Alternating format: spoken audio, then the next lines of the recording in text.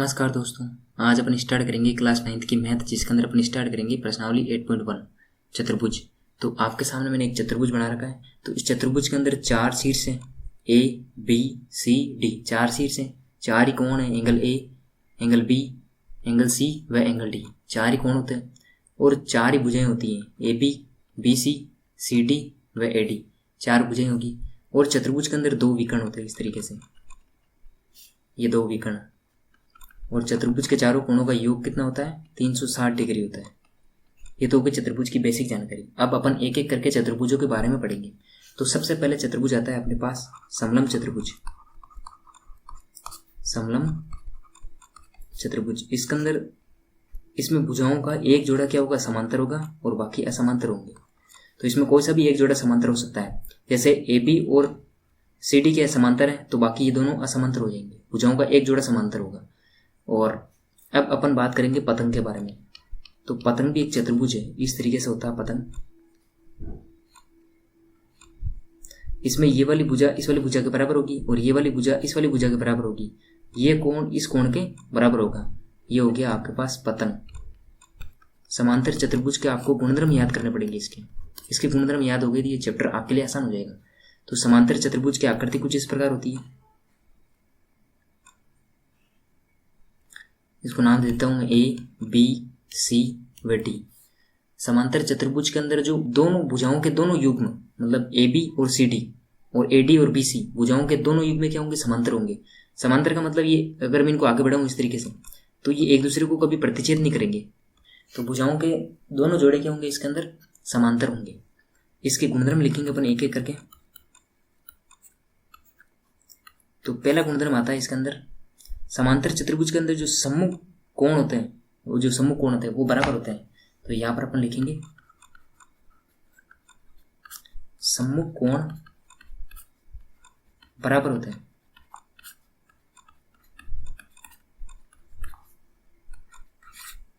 और जो सम्मुख भुजाएं होती हैं वो भी बराबर होगी। ए बी भुजा सी डी भुजा के बराबर होगी और ए डी भुजा सी डी भुजा के बराबर होगी। सम्मुख भुजा भी क्या होगी? बराबर होगी। तो यहां पर लिख देंगे अपन सम्मुख भुजा बराबर होती है। ये तो हो गई सम्मुख भुजा की बात।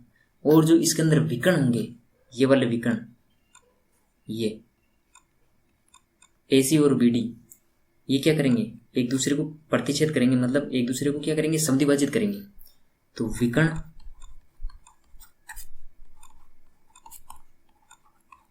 एक दूसरे को समद्विभाजित करते हैं। समद्विभाजित का मतलब ये हो गया, अगर ये इसको मैं O पॉइंट मानूं तो क्या हो जाएगा? ये AO बराबर किसको हो जाएगा? CO के। और जो BO है वो हो जाएगा इस DO के। ये वाली भुजा इस वाली भुजा के बराबर हो जाएगी और ये वाली इसके बराबर हो जाएगी। ये तो हो गई समांतर चतुर्भुज की बात। अब अपन आगे बात करेंगे आयत के बारे में। तो आयत की आकृति इस प्रकार, इसको नाम दे देते हैं A B C D। तो आयत के अंदर सारे गुणधर्म समांतर चतुर्भुज के पाए जाते हैं। केवल 2 गुणधर्म अलग होते हैं इसके अंदर। तो वो 2 गुणधर्म है। पहला गुणधर्म क्या अलग होगा? बाकी सारे गुणधर्म सेम होंगे भाई। सम्मुख कोण बराबर होंगे, सम्मुख भुजाएं बराबर होगी। इसके अंदर 2 गुणधर्म अलग है। इसके अंदर एक कोण क्या होगा? कोण 90 डिग्री का होगा। और दूसरा गुणधर्म वो अलग होगा। उसके अंदर विकर्ण क्या कर रहे थे? समद्विभाजित कर रहे थे। इसके अंदर विकर्ण क्या होंगे? बराबर होंगे। विकर्ण बराबर होंगे। ये विकर्ण है, उसके अंदर समद्विभाजित कर रहे थे, इसके अंदर विकर्ण बराबर होंगे। ये तो थी आयत की बात। अब अपन बात करेंगे समचतुर्भुज की।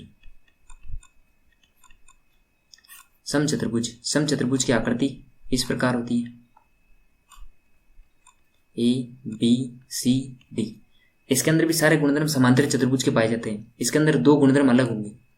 इसके अंदर सम चतुर्भुज, सम यानी समान चारों भुजाओं वाला है ना। तो चारों भुजाएं क्या होगी? इसके अंदर समान होगी। तो पहला गुणधर्म अलग है। इसके अंदर चारों भुजाएं बराबर होगी। और दूसरा गुणधर्म है जो विकर्ण है, ये इस प्रकार, ये क्या करेंगे? एक दूसरे को लंब समद्विभाजित करेंगे। समद्विभाजित तो करेंगे लेकिन क्या करेंगे? लंब समद्विभाजित, समकोण पर समद्विभाजित करेंगे। यहाँ पर क्या बनाएंगे, 90 डिग्री का एंगल बनाएंगे। जहाँ पर भी समद्विभाजित करेंगे वहाँ पर 90 डिग्री का एंगल बनाएंगे। तो यहाँ लिख देंगे अपन विकर्ण समकोण पर समद्विभाजित करेंगे, समकोण पर समद्विभाजित करेंगे, समद्विभाजित करेंगे। ये तो हो गई समचतुर्भुज की बात। अब इन दोनों का मिलता जुलता भाई वो है वर्ग। इस प्रकार आकृति होती है ए बी सी डी। वर्ग के अंदर आयत के गुणधर्म भी है और समचतुर्भुज के गुणधर्म भी है। तो इसके अंदर क्या होंगे, इसके अंदर चारों भुजाएं बराबर होगी और एक कोण क्या होगा, 90 डिग्री का होगा। चारों भुजाएं बराबर, चारों भुजाएं बराबर होगी। एक कोण समकोण हो सकता है, एक कोण 90 डिग्री का। और तीसरा है इसके अंदर जो विकर्ण है वो क्या करेंगे, समकोण पर समद्विभाजित करेंगे। विकर्ण समकोण पर समद्विभाजित करेंगे, समकोण पर समद्विभाजित करेंगे। ये हो गई इसकी बेसिक जानकारी। अब अपन एक एक करके इसके क्वेश्चंस करेंगे। तो सबसे पहला प्रश्न करते हैं अपन इसके अंदर। इसमें दे रखा है एक चतुर्भुज के कोण 3:5:9:13 के अनुपात में है। इस चतुर्भुज के सभी कोण ज्ञात कीजिए। तो एक्चुअल में कोण अपन को पता नहीं है, तो अपन क्या करेंगे, इन कोण को क्या मान लेंगे, x मान लेंगे। तो अपन यहां पर लिखेंगे माना कोण बराबर x। अगर कोण मैंने x मान लिया तो ये क्या हो जाएगा, 3x। अगर ये पहला कोण 3x है, दूसरा 5x है, तीसरा मैं मान लेता हूँ 9x है और इसको क्या मान लेता हूँ 13x है। तो अभी अपन ने एक प्रॉपर्टी पढ़ी है भाई, चतुर्भुज के चारों कोणों का योग कितना होता है, 360 डिग्री। तो मैं यहाँ लिखूंगा प्रश्नानुसार चतुर्भुज के चारों कोणों का योग कितना होता है, 360 डिग्री। तो यहाँ लिख देंगे चतुर्भुज के चारों कोणों का योग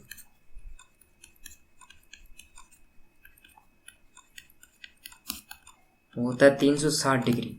तो चार कोण कौन से अपने पास यहाँ पर दे रखे, angle A plus angle B plus angle C plus angle D equal to 360 degree. Angle A का मान दे रखा है 3x plus 5x plus 9x plus 13x equal to 360 degree. अगर इनको जोड़ू तो यह आएगा 30x equal to 360 degree. x का मान निकाले यहाँ से तो 360, 30 या नीचे आ जाएगा भाग में, यहाँ गुणा में नीचे के भाग में आ जाएगा। तो 0 से 0 कट गया तो इसको काटेंगे तो ये आएगा 12 डिग्री। ये x का मान है यहाँ, ठीक है ना। तो अब अपन एक एक करके एंगल का मान निकालेंगे। एक्चुअल में ये एंगल क्या थे, तो यहाँ पर एंगल ए का मान निकालूँ मैं तो ये था 3x। 3 को अगर मैं 12 से गुणा करूँ तो ये आएगा 36 डिग्री। तो एंगल ए का मान आ गया 36 डिग्री। दूसरा था 5x, तो 5 को 12 से गुणा करूँगा तो ये आएगा 60 डिग्री। तीसरा था 9x, 9 को मैं अगर 12 से मल्टीप्लाई करूँ तो ये आएगा 108 डिग्री। तो एक्चुअल में वो एंगल क्या थे वो अपने पास निकल के आ चुके हैं। यहाँ पर लास्ट है 13x, अगर 13 को मैं 12 से मल्टीप्लाई करूँ तो ये आएगा 156 डिग्री। तो ये सारे एंगल अपन ने निकाल लिए। ये तो क्वेश्चन आसान था। अब अपन करेंगे इसका सेकंड क्वेश्चन। यहाँ पर प्रश्न दे रहेगा, यदि एक समांतर चतुर्भुज के विकर्ण बराबर हो तो दर्शाइए कि वे एक आयत है। तो इस प्रश्न में डायग्राम है नहीं, आपको डायग्राम बनाना पड़ेगा। तो मैंने एक डायग्राम बना रखा है, चतुर्भुज बना दिया, एक समांतर चतुर्भुज ABCD जिसके विकर्ण बराबर है।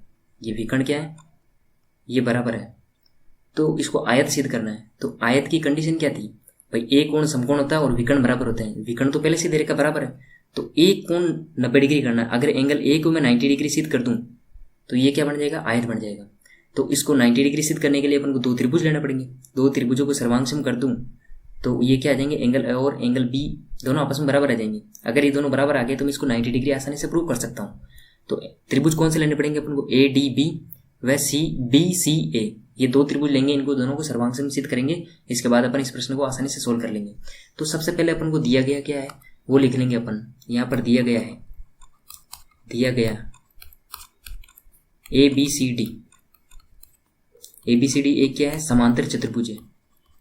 समांतर चतुर्भुज ABCD एक क्या है, समांतर चतुर्भुज है। और इसके अंदर विकर्ण दे रखे बराबर, मतलब AC, ये जो विकर्ण है AC और BD के आपस में बराबर है। ए सी बराबर है बी डी के, ये विकर्ण बराबर है। तो दर्शाइए कि वे एक आयत है। आयत सिद्ध क्या करना है, यहाँ पे लिख देंगे सिद्ध करना है। अगर ए कोण में 90 डिग्री सिद्ध कर दूं तो ये क्या आ जाएगा, आयत बन जाएगा। तो एंगल ए क्या कर दूं मैं, अगर 90 डिग्री सिद्ध कर दूं तो ये आयत बन जाएगा। तो मेरे को दो त्रिभुज लेने पड़ेंगे, त्रिभुज ए डी बी व त्रिभुज बी सी ए। दो त्रिभुज ले लूँ, अगर ए को 90 डिग्री सिद्ध कर दूं तो आसानी से हो जाएगा ये बी सी ए। अगर इन दोनों को सर्वांग सम सिद्ध कर दें तो सर्वांग समता की कंडीशन दी, तीन चीजें बराबर करनी है। तो तीन चीजें, सबसे पहली चीज दे रखी भाई ए सी बराबर बी डी, विकर्ण बराबर दे रखे ना, तो ए सी बराबर बी डी ये दिया गया है। दूसरी चीज यहाँ पर ए डी बराबर है बी सी के, क्योंकि समांतर चतुर्भुज की क्या है, सम्मुख भुजाएं बराबर होती। ये समांतर चतुर्भुज है तो सम्मुख भुजाएं भी बराबर होगी। तो ए डी बराबर किसके हो जाएगी, बी सी के। आगे रीजन लिख देंगे समांतर चतुर्भुज की सम्मुख भुजाएं, सम्मुख भुजाएं, समांतर चतुर्भुज की सम्मुख भुजाएं। और साथ में दे रखा ये दो त्रिभुज लेना पड़ने, ये वाला त्रिभुज और ये वाला।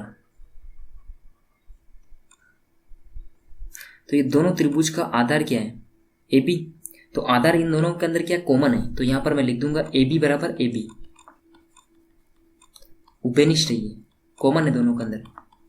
तो कौन से नियम से सर्वांग सम हो गया, तीन चीजें ढूंढ ली। तीन चीजें ढूंढने के बाद अपन इसको सर्वांग सम सिद्ध कर देंगे, नियम लग जाएगा यहाँ पर। कौन सा नियम लगेगा, एस एस एस सर्वांग क्षमता के नियम से, सर्वांग क्षमता के नियम से ये त्रिभुज क्या हो जाएंगे, सर्वांग सम हो जाएंगे।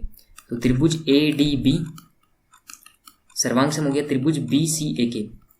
अगर ये सर्वांग सम हो गए तो एंगल ए, इस त्रिभुज का एंगल ए किसके बराबर हो जाएगा, एंगल बी के। इस त्रिभुज के एंगल बी के बराबर हो जाएगा।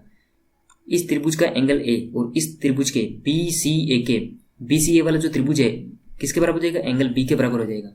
ये किससे हुआ, सीपीसीटी, सर्वांग सम त्रिभुज के संगत भाग है ये। ठीक है, अब अपन को ए को 90 डिग्री सिद्ध करना है, या तो ए को कर दूं या बी को कर दूं, दोनों में से किसी ए को 90 डिग्री सिद्ध कर दिया तो ये आयत बन जाएगा।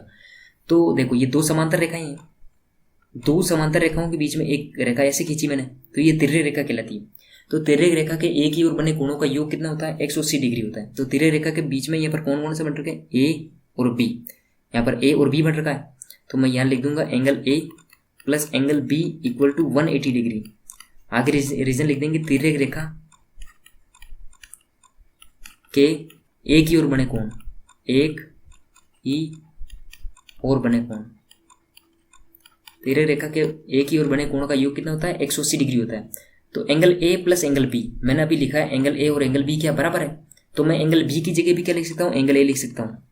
ये दोनों आपस में बराबर है ना, तो इसकी जगह भी लिख सकता हूँ मैं। तो ये आ गया 2 angle A equal to 180 degree. तो एंगल ए का मान कितना आ गया, 90 डिग्री।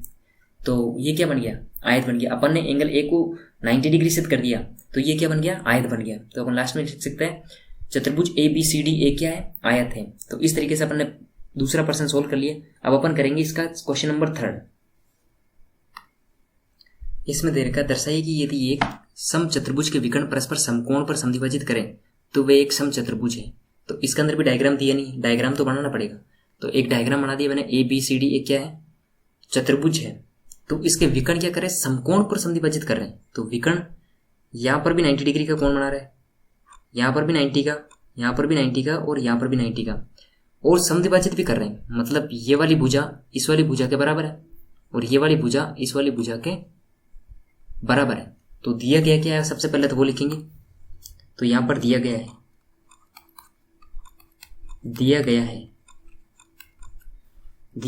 यहां पर, अगर इसको ओ मानूं मैं तो ओ ए बराबर है ओ सी के, व ओ डी बराबर है ओ बी के। ये दे रखा, सबसे पहले समझौता कर रहे हैं, मतलब ये दोनों बराबर हो गए। साथ में ये कोण भी 90 डिग्री के, ए O B, B O C, C O D और डी ओ ए, ये सारे कोण कितने डिग्री के, 90 डिग्री के। ठीक है, तो यहां पर लिख देंगे अपन एंगल ए ओ बी बराबर एंगल बी ओ सी बराबर एंगल सी ओ डी बराबर एंगल डी ओ ए। ये कितने डिग्री के, 90 डिग्री के। ये तो दिया गया है प्रश्न में। तो सिद्ध क्या करना है, सिद्ध करना है ये एक सम चतुर्भुज है। सम चतुर्भुज की कंडीशन क्या है, मतलब ए बी भुजा बराबर होनी चाहिए बीसी भुजा के। इस सम चतुर्भुज के अंदर चारों भुजाएं बराबर होती है। ये वाली भुजा, ए बी भुजा, बीसी भुजा, सी डी भुजा और डी ए भुजा आपस में सब बराबर होगी। सी डी भुजा और डी ए ये क्या होनी चाहिए, सब बराबर होनी चाहिए। तो ये अपन को सिद्ध करना है। तो सिद्ध करने के लिए अपन इसके अंदर भी दो त्रिभुज ले सकते हैं। तो ये वाली भुजा और ये वाली भुजा, इसको सिद्ध करूं मैं तो ये सम चतुर्भुज बना सकते हैं अपन। इसको देखना, इन दोनों भुजा, ये दोनों भुजाएं कौन से त्रिभुज के अंदर आ रही है, ए ओ बी। तो यहाँ पर लिख दूंगा मैं त्रिभुज ए ओ बी वह त्रिभुज। ये बीसी भुजा किस त्रिभुज के अंदर आ रही है, ए ओ बी लिए यहाँ से, तो बी ओ सी, त्रिभुज बी ओ सी में इन दोनों को सर्वांग कर देंगे अपन। तो ए बी तो अपन ए बी और बी सी तो क्या करना है, सिद्ध करनी है। तो अगर ओ ए और ओ सी, ये क्या है, ओ ए ओ सी ये दिया गया है, ये समविभाजित करे तो मतलब दोनों बराबर हो गए। साथ में ओ बी बराबर ओ बी उभयनिष्ठ है, ओ बी बराबर ओ बी उभयनिष्ठ है दोनों त्रिभुज के अंदर। साथ में एक कोण 90 डिग्री दे रखा है, ये वाला कोण भी 90 डिग्री दे रखा है और ये वाला कोण भी 90 डिग्री दे रखा है। तो अपन यहाँ पर लिख सकते हैं angle A O B equal to angle B O C equal to 90 degree. A O B O C 90 degree का है। तो यहाँ पर नियम लग गया, यहाँ पर सर्वांग समता का एस ए एस नियम लग गया। एक साइड, बीच में कोण, फिर साइड आ गई, ठीक है।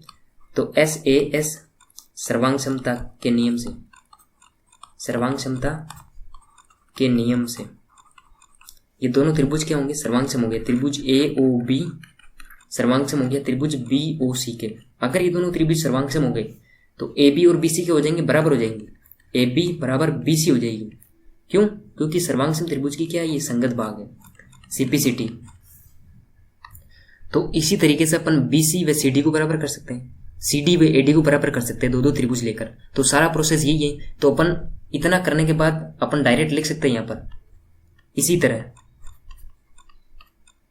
पूरा करेंगे तो ये पेपर भर जाएंगे पूरे। तो अपन को इतना करना नहीं है, अपन को इतना सा करना है, उसके बाद डायरेक्ट लिखना है। तो इसी तरह करके लिखेंगे अपन। इसी तरह बी सी किसके बराबर हो जाएगी, सी डी के, और सी डी किसके बराबर हो जाएगी, ए डी के। तो ये सारी भुजाएं आपस में बराबर हो जाएगी। तो अपन लास्ट में लिख देंगे अतः ए बी सी डी एक समचतुर्भुज है। ये हो गया आपका तीसरा क्वेश्चन। अब अपन करेंगे क्वेश्चन नंबर 4।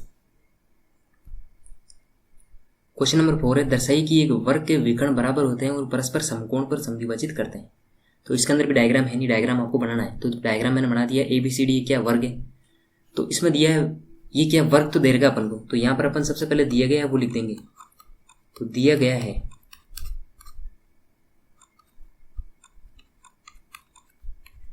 ए बी सी डी एक वर्ग है, ए बी सी डी एक वर्ग है। तो इसके अंदर सिद्ध क्या करना, अब वो सिद्ध करना है जो लिख देंगे अपन सारे। सिद्ध करना है पहली चीज, विकर्ण बराबर होते हैं। तो ए सी बराबर क्या करना है, बी डी करना है। सबसे पहले करना है ए सी बराबर बी टी। दूसरी चीज, परस्पर समकोण पर समद्विभाजित करते हैं। समकोण पर समद्विभाजित, अगर मैं इसको ओ मानूं या बीच के अंदर समद्विभाजित करेंगे तो ये वाली भुजा इस वाली भुजा के बराबर होनी चाहिए, ये वाली भुजा इस वाली भुजा के बराबर होनी चाहिए। तो ओ डी किसके बराबर होनी चाहिए, ओ बी के, तथा ओ ए किसके बराबर होनी चाहिए, ओ सी के। ये भी सिद्ध करना है। समकोण पर तो एंगल क्या होना चाहिए, ये 90 डिग्री होने चाहिए सारे एंगल, ठीक है। तो अपन यहां पर लिख सकते हैं तीसरी चीज क्या करनी है, चारों कोण 90 डिग्री के होने चाहिए। एंगल ए ओ बी बराबर बी ओ सी बराबर सी ओ डी और बराबर डी ओ ए, ये कितने डिग्री के होने चाहिए, 90 डिग्री के होने चाहिए। तो सबसे पहले अपन क्या करेंगे, ए सी बराबर बी डी करेंगे। तो ए सी और बी डी कौन से त्रिभुजों के अंदर है, डी ए बी व सी बी ए को अपन सर्वांग कर देंगे। तो सबसे पहले अब मैं करूंगा त्रिभुज, यहाँ पर लिखूंगा डी ए बी व त्रिभुज सी बी ए में इनको सर्वांग सिद्ध करेंगे अपन। सर्वांग करते ही ए सी बराबर बी डी आ जाएगा, ठीक है ना। तो यहाँ पर तीन चीजें ढूंढनी है आपको सर्वांग समता के लिए। तो यहाँ पर मैं सबसे पहले लिखूंगा ए डी बराबर, ए डी किसके बराबर है, इस बी सी भुजा के। ए डी बराबर है इस बी सी के, ये वर्ग की भुजाएं हैं।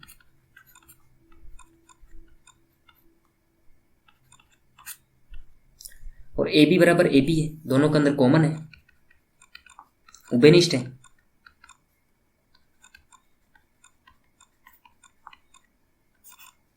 तीसरी चीज, एंगल ए और एंगल बी ये क्या 90 डिग्री, क्योंकि ये वर्ग है तो इसका प्रत्येक कोण कितने डिग्री का होगा 90 डिग्री का। तो A B 90, B B 90, C B 90 और डी बी 90 होगा। तो यहाँ पर मैं दो ही त्रिभुज ले रहा हूँ, डी ए बी और सी बी ए। तो एंगल ए किसके बराबर हो जाएगा, एंगल बी के। यहाँ पर लिख देंगे अपन एंगल ए बराबर हो जाएगा एंगल बी के। यहाँ पर रीजन लिख देंगे अपन 90 डिग्री, ये दिया गया है क्योंकि पहले दे रखा, क्योंकि एबीसीडी क्या एक वर्ग है तो ये 90 डिग्री के होंगे ओबियसली, ठीक है। तो नियम कौन सा लग गया यहाँ पर, तो यहाँ पर लग गया साइड एंगल और ये फिर साइड। तो एस ए एस सर्वांग क्षमता से, एस ए एस सर्वांग क्षमता से ये त्रिभुज क्या हो गए, सर्वांग सम हो गए। त्रिभुज डी ए बी सर्वांग सम हो गया त्रिभुज सी बी ए के। अगर ये सर्वांग सम हो गए, दोनों त्रिभुज अगर सर्वांग सम हो गए तो इसके संगत भाग भी क्या होंगे, बराबर होंगे। तो एसी और बीडी के हो जाएंगे, एसी बराबर किसके हो जाएगा, बीडी के। ये क्या सर्वांग सम त्रिभुज के संगत भाग है, why CPCT, corresponding part of congruent triangle, ठीक है ना। तो सर्वांग सम त्रिभुज के संगत भाग होते। पहली चीज अपन ने बराबर कर दी। दूसरी चीज, ओ डी बराबर करनी है ओ बी के, ओ ए बराबर करना है ओ सी के। तो इसके लिए भी अपन को दो त्रिभुज लेने पड़ेंगे। तो दो त्रिभुज यहाँ पर बन रखे, यहाँ पर डी ओ ए और सी ओ बी, ये वाला त्रिभुज डी ओ ए सी ओ बी में। तो यहाँ पर अपन करेंगे, तो यहाँ पर मैं लिखूंगा सेकंड पार्ट के लिए क्या करना पड़ेगा, दो त्रिभुज लेने पड़ेंगे इनके लिए भी, क्योंकि ये ओ ए ओ डी ओ सी ओ बी किसके अंदर आ रहे हैं, इन त्रिभुजों के अंदर आ रहे हैं। तो यहाँ पर मैं लिखूंगा डी त्रिभुज डी ओ ए व त्रिभुज सी ओ बी में, इसके अंदर भी तीन चीजें बराबर करनी पड़ेगी। तो सबसे पहले तो दे ही रखा है ए डी बराबर बी सी के, ये क्या वर्ग की भुजाएं हैं,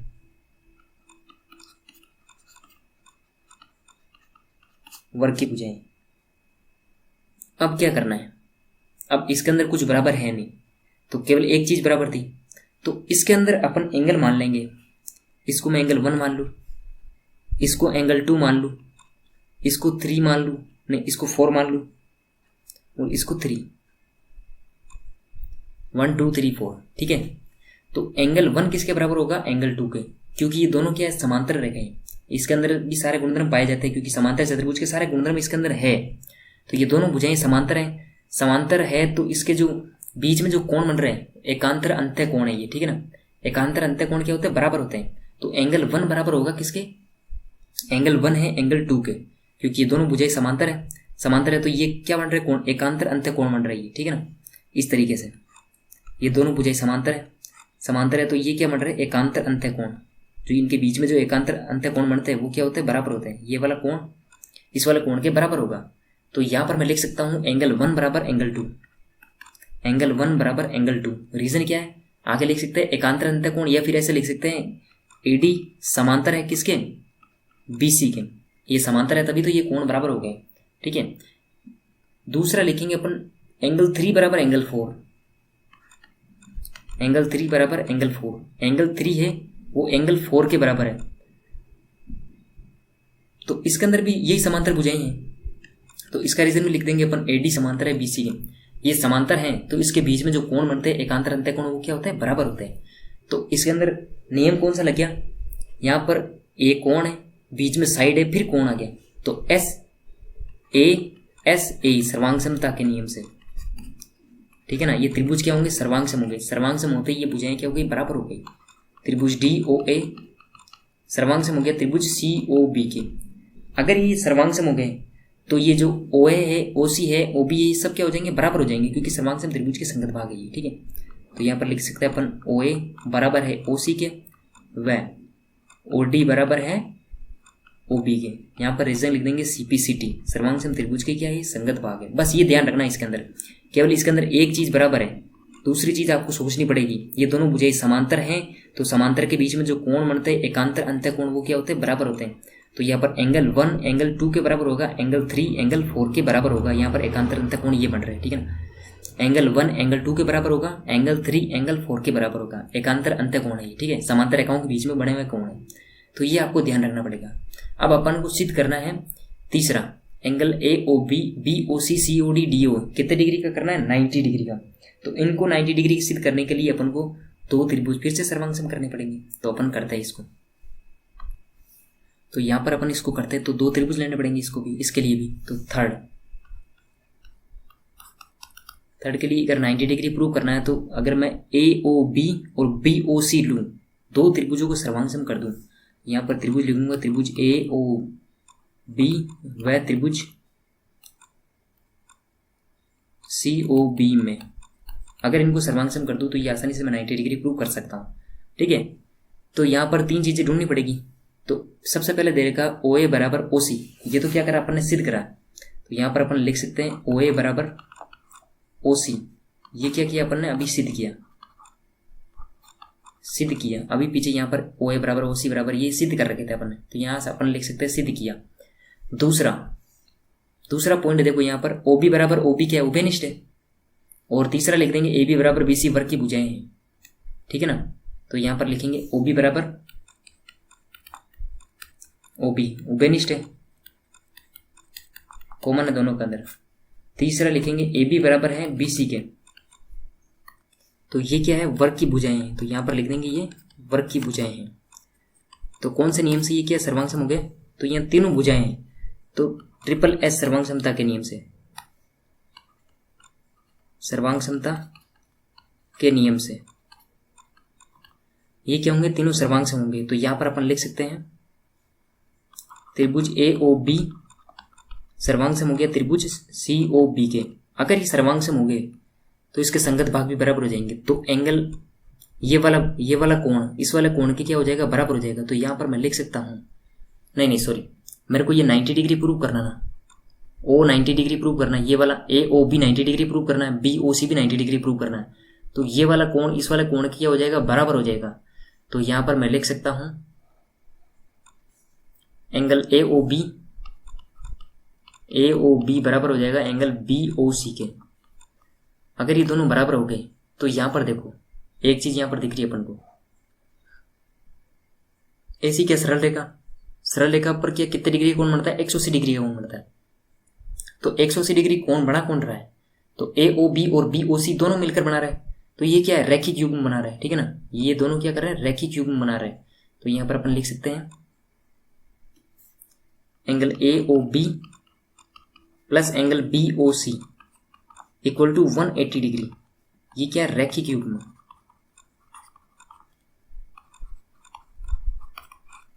तो अभी अपन लिखा ए ओ बी बी ओ सी बराबर है, तो अपन इस बी ओ सी की जगह क्या लिख सकते हैं, ए ओ बी लिख सकते हैं इक्वल टू 180 डिग्री। तो यहाँ पर 2 angle A O B equal to 180 degree. यहाँ तो ए ओ बी का मान आ गया 90 डिग्री। अगर ए ओ बी का मान 90 आ गया तो बी ओ सी का मान भी क्या आएगा, 90 डिग्री आएगा। तो बी ओ सी का मान भी कितना आएगा, 90 डिग्री का। इसी तरह सारे एंगल क्या आ जाएंगे, 90 डिग्री आ जाएंगे। अगर इसका मान 90 डिग्री आ गया तो ये भी प्रूव करके अपन कर सकते हैं 90 डिग्री, और ये भी कर सकते हैं अपन 90 डिग्री। तो अपन डायरेक्ट यहाँ पर लिख देंगे अपन इसी प्रकार ये वाला एंगल सी ओ डी और डी ओ ए ये भी क्या हो जाएंगे, 90 डिग्री हो जाएंगे। एंगल सी ओ डी बराबर हो जाएगा एंगल डी ओ ए के, कितने डिग्री के, 90 डिग्री के। तो ये 90 डिग्री प्रूव हो गया। तो ये क्या हो गया, जो अपन से पूछा था अपन ने कर दिया इसको। ठीक है ना, तो ये क्वेश्चन 4 हो गया अपने पास, बहुत ही आसान था ये। अब अपन करेंगे क्वेश्चन नंबर 5।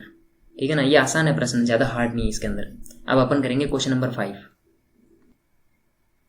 क्वेश्चन नंबर 5 है, दर्शाइए कि यदि एक चतुर्भुज के विकर्ण बराबर हो और परस्पर समकोण पर समद्विभाजित करे तो वह एक वर्ग होता है। तो सबसे पहले दिया गया क्या, वो अपन लिख लेंगे। दिया गया है क्या, दिया गया है ए बी सी डी एक क्या चतुर्भुज है जिसके विकर्ण बराबर है। ठीक है ना, अब लिख देंगे ए बी सी डी एक चतुर्भुज है जिसके विकर्ण बराबर है। ए सी बराबर क्या है, बी डी के विकर्ण बराबर है, साथ में परस्पर समकोण पर समद्विभाजित कर रहे हैं। ठीक है ना, तो ये समकोण पर क्या कर रहे हैं, यहाँ पर 90 डिग्री एंगल बना रहे हैं। समकोण मतलब 90 डिग्री का एंगल बना रहे हैं। तो यहाँ पर ये भी दे रखा है एंगल ए ओ बी बराबर बी ओ सी बराबर सी ओ डी और DOA ये 90 डिग्री के दे रखे। AOB BOC और COD DOA ये कितने डिग्री के? 90 डिग्री के एंगल है, ठीक है, ये भी दे रखा है। और सब साथ में क्या कर रहे हैं? समद्विभाजित भी कर रहे हैं। अगर इसको O मान लें अपन तो OA ये समद्विभाजित मतलब ये वाली भुजा इस वाली भुजा के बराबर हो जाएगी, ये वाली भुजा इस वाली भुजा के बराबर हो जाएगी। तो OA बराबर किसके हो जाएगी? OC के। और OB भुजा किसके बराबर हो जाएगी? OD के। ये भी साथ में दे रखा है। तो सिद्ध क्या करना है? सिद्ध करना है ये एक वर्ग है, तो वर्ग की कंडीशन थी चारों भुजाएं बराबर होनी चाहिए। तो यहाँ पर सबसे पहले लिख देंगे अपन चारों भुजाएं बराबर, मतलब AB बराबर किसके होनी चाहिए? BC के। BC भुजा होनी चाहिए CD के और CD होनी चाहिए इस DA के। चारों भुजाएं तो पहले बराबर होनी चाहिए। दूसरा, A कोण 90 डिग्री का होना चाहिए, या तो एंगल A 90 डिग्री का हो या फिर B 90 का होना चाहिए, या C और या D में से कोई एक 90 डिग्री का होना चाहिए। तो ये क्या बन जाएगा? वर्ग बन जाएगा। तो यहाँ पर एंगल A अपन क्या कर देंगे? 90 डिग्री सिद्ध कर देंगे। अगर इसको 90 डिग्री सिद्ध कर दिया मैंने तो ये क्या बन जाएगा? वर्ग बन जाएगा एक। तो सबसे पहले मैं अगर इस AB भुजा को इस BC भुजा के बराबर करूँ तो ये सारी भुजाएं मैं आपस में बराबर कर सकता हूँ। तो AB बराबर BC करने के लिए दो त्रिभुज लेने पड़ेंगे। तो त्रिभुज लेता हूँ मैं अगर यहाँ पर AOB त्रिभुज, AOB वह त्रिभुज BOC में, AOB BOC त्रिभुज लेने पर, ठीक है ना। दो त्रिभुजों के अंदर इनको सर्वांगसम करेंगे। तो यहाँ पर सर्वांगसम करने के लिए मेरे को तीन चीज़ें चाहिए। तो तीन चीज़ें यहाँ पर दे रखी। सबसे पहले तो OB बराबर OB है इसके अंदर, OB बराबर OB ये क्या है? उभयनिष्ठ है।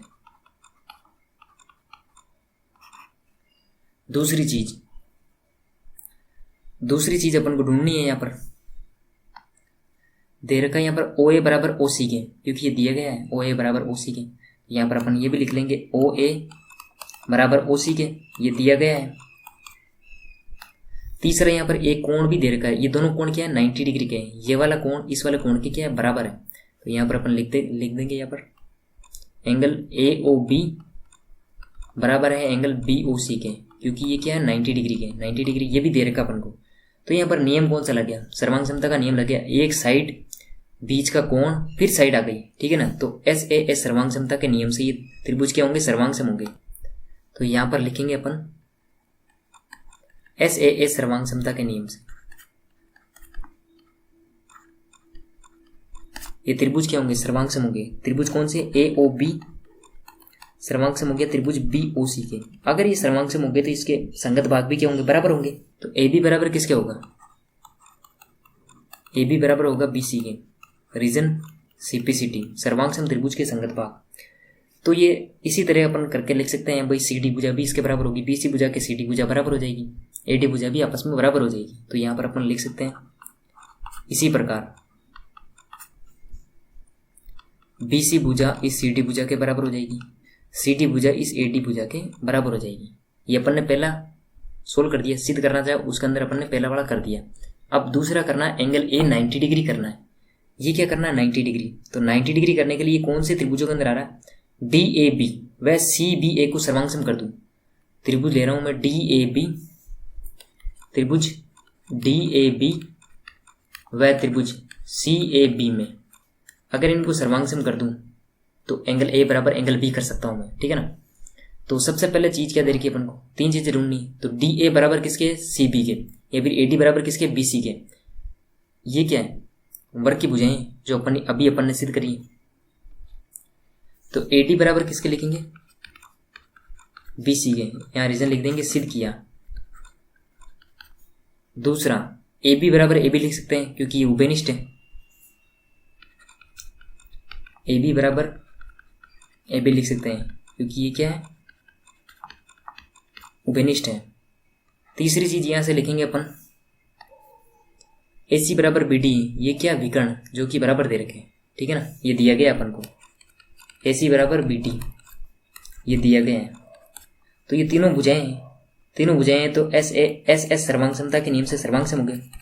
सर्वांग समता के नियम से ये त्रिभुज क्या हो गए? सर्वांग सम हो गए। तो यहाँ पर लिख सकते हैं अपन त्रिभुज DAB सर्वांग सम हो गया त्रिभुज CAB के। अगर ये सर्वांग सम हो गए तो मैं क्या लिख सकता हूँ? एंगल A बराबर किसके हो गया? एंगल B के, क्योंकि इस त्रिभुज का एंगल A इस त्रिभुज के एंगल B के बराबर हो जाएगा। तो यहाँ पर अपन लिख सकते हैं एंगल ए बराबर हो जाएगा एंगल बी के। रीजन CPCT, सर्वांग सम त्रिभुज के संगत भाग। बी क्या होते हैं, बराबर होते हैं, इसीलिए अपन ने बराबर कर दिए। अब ये दो रेखाएं हैं, ये दोनों क्या समांतर रेखाएं, समांतर रेखाओं के बीच में एक रेखा मैंने ऐसे खींची तो ये तिर्यक रेखा है।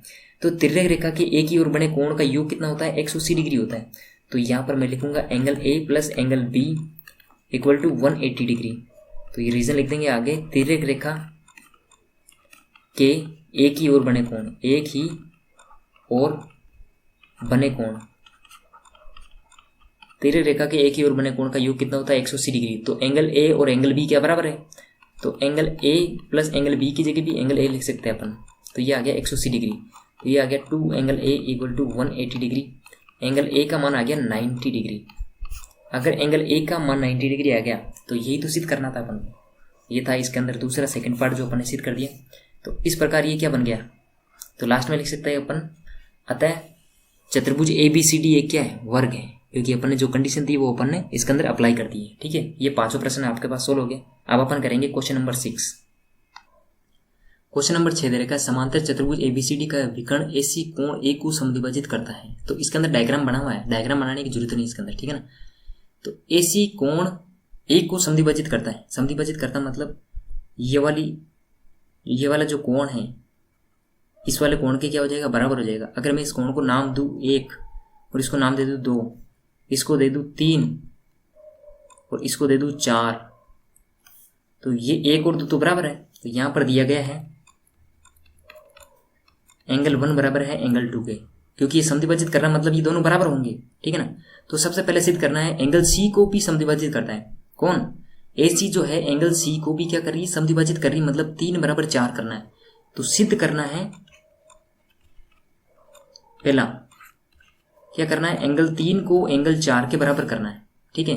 और दूसरा है ABCD एक सम चतुर्भुज है। सम चतुर्भुज है तो सम चतुर्भुज की कंडीशन दी भाई, AB भुजा इस BC भुजा के बराबर होनी चाहिए, BC भुजा इस CD के बराबर होनी चाहिए, CD भुजा इस AD भुजा के बराबर होनी चाहिए, चारों भुजाएं आपस में बराबर होनी चाहिए।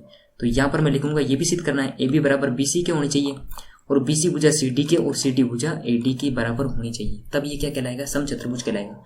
तो सबसे पहले अपन एंगल 3 को एंगल 4 के बराबर करते हैं। तो कैसे करेंगे, इसके अंदर लॉजिक लगेगा। ये क्या है, समांतर चतुर्भुज है, दिया गया क्या अपन को, दिया गया है ABCD एक समांतर चतुर्भुज है। अगर ये समांतर चतुर्भुज है तो AD समांतर होगी किसके, BC के, AD समांतर होगी BC के। अगर ये समांतर है तो एंगल 1 किसके बराबर हो जाएगा, एंगल 4 के।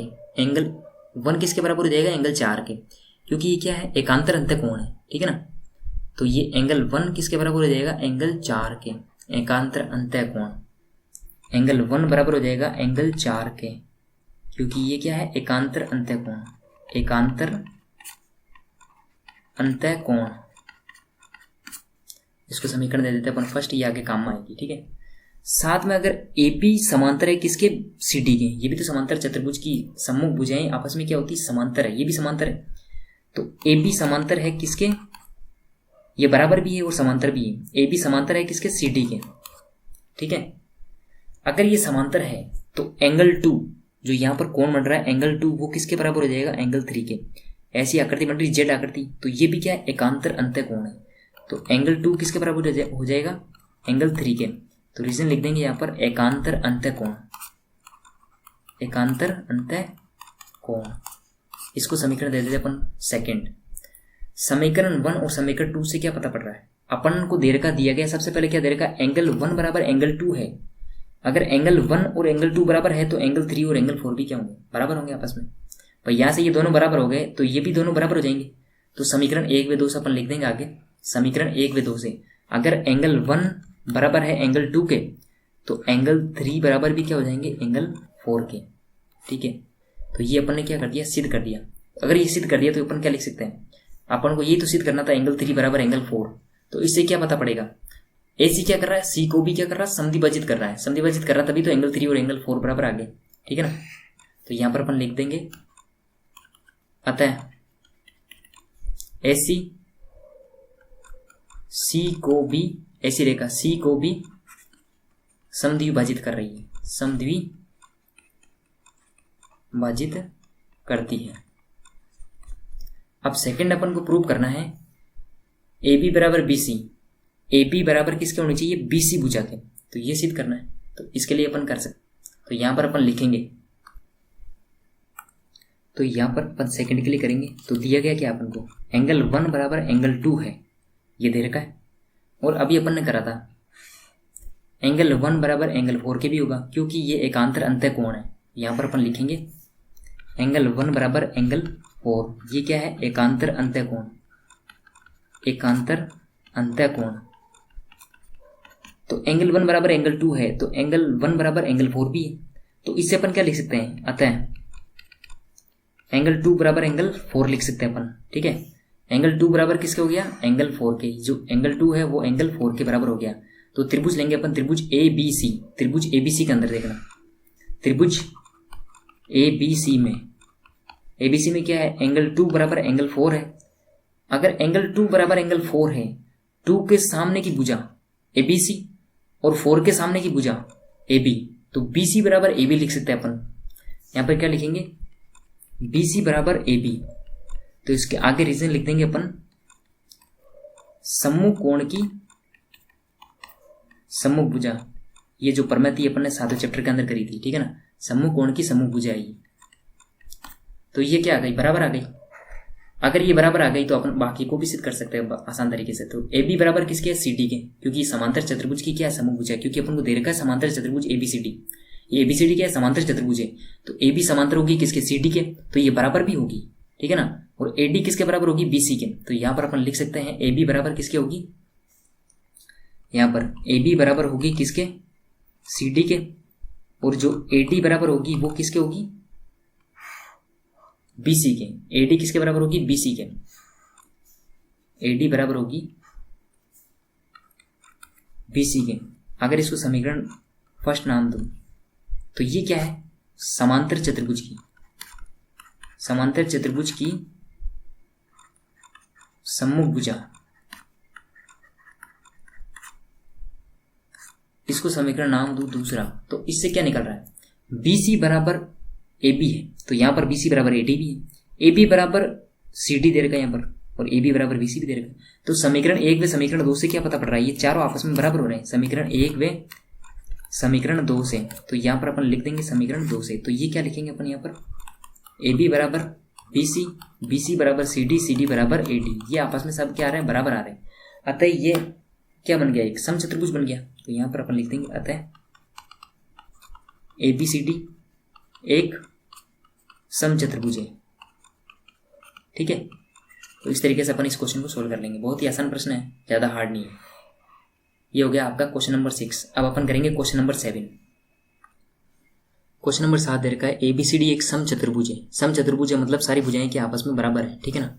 दर्शाइए कि विकर्ण ऐसी कोणों ए और सी को दोनों को समद्विभाजित करता है। समद्विभाजित करता मतलब यहाँ पर समद्विभाजित करेगा, ये वाला कोण समद्विभाजित होगा। इसको नाम दे दूँ 1 2 3 और 4। तो एंगल 1 बराबर सिद्ध करना है, यहाँ पर लिखेंगे अपन लिखेंगे यहाँ पर सिद्ध करना है एंगल 1 बराबर होना चाहिए एंगल 2 के, और सी को भी समद्विभाजित कर रहा है मतलब 3 किसके बराबर होना चाहिए, 4 के।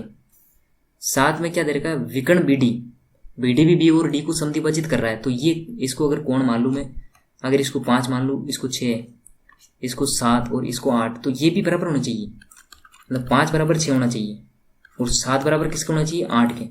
तो ये सारे अपन को सिद्ध करने हैं। तो ये सिद्ध करने के लिए अपन को 2 त्रिभुज लेने पड़ेंगे। तो देखो अगर मेरे को एंगल 1 इस एंगल 2 के बराबर करना है तो ये दोनों एंगल आ किसके अंदर है, 2 त्रिभुज कौन सा आ रहा है, देखो त्रिभुज ए बी सी, एक तो त्रिभुज ये वाला, इसके अंदर एंगल 2 आ रहा है, और सी डी ए के अंदर ये 1 एंगल आ रहा है। अगर इन दोनों त्रिभुजों को अगर मैं सर्वांग सम सिद्ध कर दूं तो ये क्या हो जाएंगे, एंगल 1 बराबर एंगल 2 के हो जाएगा और एंगल 3 बराबर हो जाएगा एंगल 4 के, ठीक है ना। तो मैं 2 त्रिभुज लेता हूँ, एक यहाँ पर त्रिभुज ए बी सी व त्रिभुज ए बी सी व त्रिभुज सी डी ए में, या फिर ए डी सी, ये ले सकते हैं अपन सी डी ए में। यहाँ पर सबसे पहले क्या दे रखा है, ए बी बराबर ए डी बराबर किसके दे रखा है, ये त्रिभुज ले रहा हूँ ए बी सी और सी डी ए के अंदर ए बी भुजा किसकी दे रखी है, बी सी भुजा के बराबर होगी। क्योंकि ये क्या है, सम चतुर्भुज है, तो सम चतुर्भुज की चारों भुजाएं आपस में बराबर होती है, ठीक है ना। तो यहाँ पर अपन लिखेंगे AD बराबर है किसके, ABC ले रहा हूँ सबसे पहले, ABC के अंदर सबसे पहले लिखेंगे अपन BC भुजा। BC भुजा इस AD भुजा के बराबर होगी, ये दिया गया है क्योंकि वो सम चतुर्भुज है, सम चतुर्भुज है तो सम चतुर्भुज की भुजाएं हैं ये, ठीक है। साथ में दे रखा है AB बराबर AB, AB बराबर AB, ये क्या है, उभयनिष्ठ है।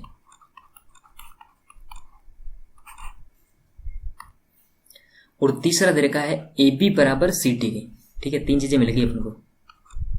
AB किसके बराबर होगा, इस CD के, ये भी दिया गया है क्योंकि ये सम चतुर्भुज की भुजाएं हैं, ठीक है। तो नियम कौन सा लग गया यहाँ पर, SSS सर्वांग समता के नियम से, सर्वांग समता के नियम से ये त्रिभुज क्या होंगे, सर्वांग सम होंगे। तो यहाँ पर लिख सकते हैं अपन त्रिभुज ABC सर्वांग सम हो गया त्रिभुज CDA के। अगर ये सर्वांग सम होंगे, ये वाला त्रिभुज इस ऊपर वाले त्रिभुज CDA के सर्वांग सम हो गया, तो एंगल 1 किसके बराबर हो जाएगा, एंगल 2 के। तो यहाँ पर अपन लिख सकते हैं एंगल 1 बराबर हो जाएगा एंगल 2 के। और एंगल 3 किसके बराबर हो जाएगा, एंगल 4 के। एंगल 3 बराबर हो जाएगा एंगल 4 के। तो इसका रीजन क्या है, CPCT, सर्वांग सम त्रिभुज की क्या है, संगत भाग है। तो ये दो चीजें अपन ने प्रूव कर दी। तीसरी चीज, चौथी है, तीसरी और चौथी है अपने पास 5 6 के बराबर होना चाहिए, एंगल 7 एंगल 8 के बराबर होना चाहिए। तो इसके लिए मेरे को दो त्रिभुज लेने पड़ेंगे, इसके लिए भी दो त्रिभुज लेंगे, अपन डायरेक्ट कर सकते हैं अपन इसको। अब DAB त्रिभुज DAB, अगर त्रिभुज DAB, ये DAB और BCD त्रिभुज BCD, इसको भी सर्वांग सम कर देंगे अपन। बाकी सेम टू सेम प्रोसेस ये कि ये जैसे त्रिभुज ABC और CDA को अपन ने सर्वांग सम करा था, वैसे इनको सर्वांग सम करना है। आपको ये डायरेक्ट लिखना है यहाँ पर, डायरेक्ट आके ये बराबर हो गया ना, इसके बाद डायरेक्ट लिख सकते हैं अपन DAB सर्वांग सम होंगे त्रिभुज BCD के। अगर ये दोनों सर्वांग सम हो गए तो एंगल 5 बराबर हो जाएगा एंगल 6 के, एंगल 5 बराबर हो जाएगा एंगल 6 के, और एंगल 7 बराबर हो जाएगा एंगल 8 के। ये भी हो जाएंगे CPCT, ठीक है। इस तरीके से अपन इस 7वें प्रश्न को सोल्व कर सकते हैं। बहुत ही आसान है और बहुत ही छोटा है, ठीक है। अब अपन करेंगे क्वेश्चन नंबर 8। क्वेश्चन नंबर 8 दे रखा है, इसके अंदर भी डायग्राम है नहीं, डायग्राम बनाना पड़ेगा। ABCD एक आयत है, तो मैंने ABCD एक आयत बना दिया जिसमें AC जो विकर्ण दे रखा है AC, दोनों A और C को समद्विभाजित कर रहा है, जो AC विकर्ण है। तो यहाँ पर विकर्ण बनाने पड़ेंगे अपन को। AC और BD दो विकर्ण बनाते हैं, ठीक है ना। तो यहाँ पर अपन AC और BD दो विकर्ण बना लिए, ठीक है ना। तो ये क्या कर रहा है, AC दोनों कोणों A और C को समद्विभाजित कर रहा है। मतलब अगर इसको नाम दूं मैं 1 और इसको 2, इसको 3 और 4, तो ये क्या कर रहा है, समद्विभाजित कर रहा है। तो दिया गया क्या अपन अपने पास सबसे पहले लिख लेंगे अपन, दिया गया है AC क्या कर रहा है, A को भी समद्विभाजित कर रहा है। मतलब एंगल 1 बराबर किसका होना चाहिए, एंगल 2 के। ये दोनों बराबर है, ये दिया गया है। एंगल 3 बराबर एंगल 4 के, ये भी दिया गया है। ये दोनों क्या कर रहे हैं, समद्विभाजित कर रहे हैं, मतलब ये दोनों बराबर है, ठीक है। तो सबसे पहले सिद्ध करना है ABCD एक वर्ग है। तो ABCD एक वर्ग है, मतलब चारों भुजाएं क्या होनी चाहिए, आपस में बराबर होनी चाहिए। मतलब AB भुजा इस BC भुजा के बराबर होनी चाहिए, BC CD के बराबर होनी चाहिए, चारों भुजाएं आपस में बराबर होनी चाहिए, तभी ये क्या कहलाएगा, वर्ग कहलाएगा। तो फर्स्ट पार्ट क्या है अपने पास, सिद्ध क्या करना है, AB बराबर होनी चाहिए BC के, BC बराबर होनी चाहिए CD के, CD बराबर होनी चाहिए AD के। ये पहला पार्ट सिद्ध करना है। दूसरा इसके अंदर है BD क्या कर रहा है, B और D को दोनों को समद्विभाजित कर रहा है। अगर मैं इसको कोण को नाम दूं 5, इसको 6 और इसको 7 व 8, समद्विभाजित कर रहा है। मतलब 5 किसके बराबर होगा, 6 के, 7 किसके बराबर होगा, 8 के। तो एंगल 5 बराबर होना चाहिए एंगल 6 के, व एंगल 7 बराबर होना चाहिए एंगल 8 के। तो सबसे पहले अपन इसको क्या करते हैं, वर्ग बनाते हैं सबसे पहले। तो ABCD को वर्ग बनाएंगे तो AB बराबर BC होना चाहिए, BC बराबर CD, AD ये आपस में बराबर होनी चाहिए। तो सबसे पहले अपने पास दिया गया क्या, वो लिख लेंगे हम पर। दिया गया है एंगल 1 बराबर किसके है, एंगल 2 के। एंगल 1 किसके बराबर है, एंगल 2 के। और साथ में ये दोनों भुजाएं क्या, समांतर है, क्योंकि ये समांतर चतुर्भुज भी तो है, ठीक है ना। तो यहाँ पर लिख लेंगे अपन एंगल 1 बराबर है एंगल 4 के। ये है एकांतर अंतःकोण, एकांतर अंतःकोण, क्योंकि ये समांतर भुजाएं हैं, ठीक है ना। ये एक आयत है तो ये एक समांतर चतुर्भुज भी है, तो इसकी ये जो भुजाएं हैं वो क्या होगी, समांतर होगी। तो AD किसके समांतर होगी, BC के, और AB किसके समांतर होगी, CD के। तो ये भुजाएं क्या होगी, समांतर, ठीक है ना। तो समांतर होगी तो इसके बीच में जो कोण बनते हैं ये वाले, ये क्या कहलाएंगे, एकांतर अंतःकोण। तो यहाँ पर एंगल 1 और एंगल 4 क्या है, एकांतर अंतःकोण, ठीक है ना। तो एंगल 1 बराबर है एंगल 2 के, एंगल 1 बराबर है एंगल 4 के, तो अपन यहाँ पर क्या लिख सकते हैं, अतः एंगल 2 किसके बराबर होगा, एंगल 4 के। एंगल 2 किसके बराबर हो जाएगा, एंगल 4 के। तो त्रिभुज यहाँ आगे करेंगे अपन, त्रिभुज ABC में एंगल 2 किसके बराबर है, एंगल 4 के। एंगल 2 बराबर है तो 2 के सामने की भुजा BC बराबर होगी किसके, AB के। आगे रीजन लिख देंगे, सम्मुख कोण की सम्मुख भुजा, सम्मुख,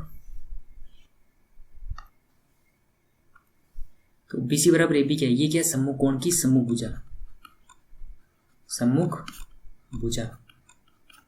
अगर BC बराबर AB आ गई तो ये है क्या, ये आयत की आसन भुजाएं हैं। AB और BC क्या है, आसन भुजाएं। आसन भुजाएं अगर बराबर आ गई तो ये एक वर्ग कहलाता है, ठीक है ना।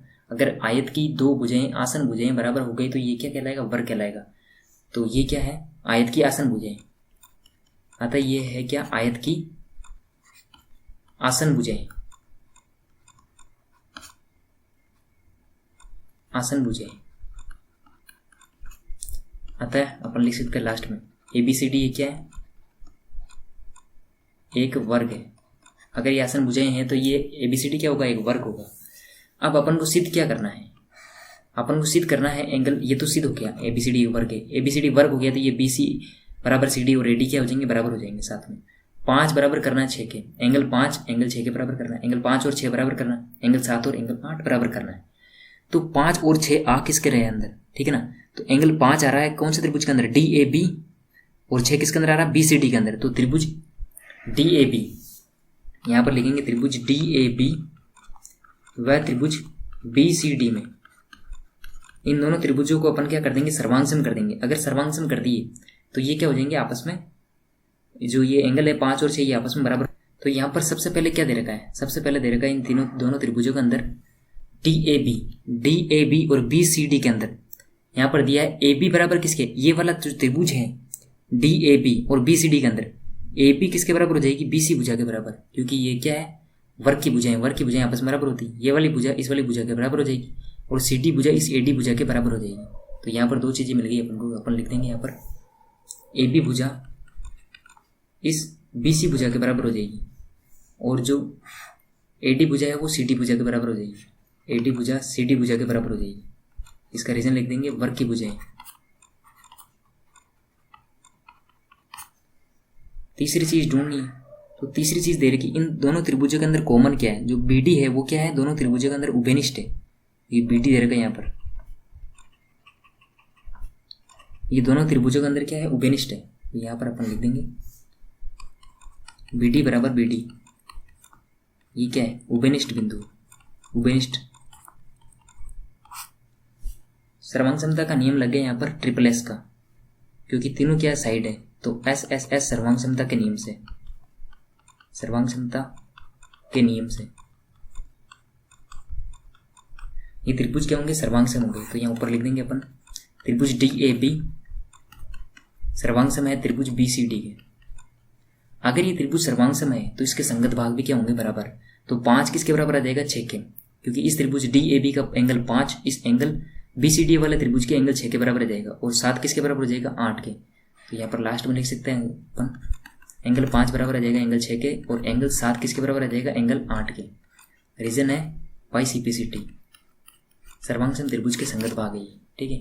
तो इस तरीके से अपन ने क्वेश्चन नंबर 8 हल कर लिया। अब अपन करेंगे क्वेश्चन नंबर 9। क्वेश्चन नंबर 9 के अंदर देगा चतुर्भुज ABCD के विकर्ण, ABCD के विकर्ण BD पर बिंदु P व Q इस प्रकार स्थित है कि DP बराबर, ये DP है ये इस BQ के बराबर है, ठीक है। तो सबसे पहले दर्शाना है APD सर्वांगसम है CQB के, जिसको सर्वांगसम सिद्ध करना सबसे पहले अपन उसको लिख लेंगे। तो सबसे पहला है त्रिभुज APD व त्रिभुज CQB, इसके अंदर 3 चीजें सिद्ध कर देंगे अपन, 3 चीजें बराबर कर देंगे तो ये सर्वांगसम हो जाएगा। APD ये वाला APD और CQB, इसके अंदर 3 चीजें ढूंढेंगे। तो सबसे पहले तो ये दे रखी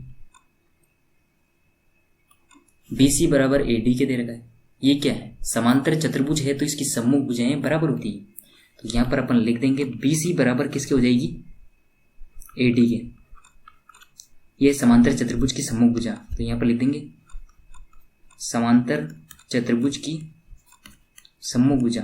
दूसरा दे ही रखा है डीपी बराबर किसके, बीक्यू के, ये दिया गया है बीक्यू बराबर किसके, एपीडी ना, तो इसके अंदर अपन लिखेंगे, इसके अंदर अपन ने गलत लिख दिया है, यहाँ पर बीसी नहीं आएगा, यहाँ पर एडी पहला आएगा, क्योंकि अपन ने त्रिभुज कौन सा लिया, एपीडी पहले लिया ना, तो एडी पहला आएगा। एडी किसके बराबर आएगा, बीसी के, ये समांतर चतुर्भुज की सम्मुख भुजा है। और साथ में डीपी बराबर किसके दे रखा है, बीक्यू के, ये दिया गया अपन को। तीसरा अपन को ढूंढना है, तो तीसरा ढूंढने के लिए ये त्रिभुज तो दूर दूर है, तो इसके अंदर एक चीज कॉमन है, जो ये वाला कोण है इस वाले कोण के बराबर होगा। क्या, इसको अगर नाम 1 और इसको 2 दे दूं, तो एंगल 1 किसके बराबर होगा, एंगल 2 के, या फिर एंगल 2 किसके बराबर होगा, एंगल 1 के। क्यों, क्योंकि ये एकांतर अंतःकोण है, क्योंकि ये समांतर चतुर्भुज की जो सम्मुख भुजाएं हैं ये समांतर भी है और बराबर भी है। तो ये क्या है, जो इसके बीच में जो कोण बनेंगे वो एकांतर अंतःकोण होंगे। जो ये कोण बन रहे 1 और 2, ये क्या है, एकांतर अंतःकोण। तो यहाँ पर अपन लिख सकते हैं एंगल 2 बराबर एंगल 1। 2 मैंने पहले लिखा क्योंकि एपीडी पहले है मेरे पास, ठीक है ना, तो एंगल 2 बराबर होगा एंगल 1 के, तो इसका रीजन लिख देंगे एकांतर अंतःकोण। एकांतर अंतःकोण है, क्यों है, क्योंकि जो एडी है वो समांतर है किसके, बीसी के, समांतर भी है और बराबर भी है, ठीक है ना। एडी समांतर है बीसी के, समांतर है तो इसके बीच में जो कोण बनते हैं वो एकांतर अंतःकोण होते हैं, वो बराबर भी होते हैं, ठीक है। तो इसके अंदर रूल कौन सा लगा, एक साइड आ गई, बीच का कोण आ गया, फिर साइड आ गई, तो एस ए एस सर्वांगसमता के नियम से, सर्वांगसमता के नियम से ये त्रिभुज क्या होंगे, सर्वांगसम होंगे। सर्वांगसमता के नियम से त्रिभुज एबीडी